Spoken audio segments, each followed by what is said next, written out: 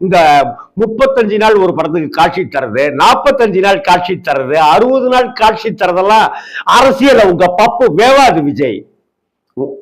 வார சனிக்கிழமை ஒரு நாள் மட்டும் அரசியல் செய்யறவ எங்களுக்கு தேவை இல்லை, எங்களுக்கு தேவை இல்லை விஜய். நீங்க கொஞ்சம் யோசிச்சு பாருங்க. திங்கட்கிழமை கரூர்ல 6 சட்டமன்ற தொகுதிகள் இருக்கு.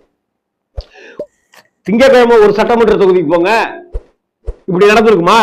அடுத்த நாள் செவ்வாய்க்கிழமை இன்னொரு சட்டமன்ற தொகுதிக்கு போங்க, 3வது நாள் இன்னொரு சட்டமன்ற தொகுதிக்கு போங்க.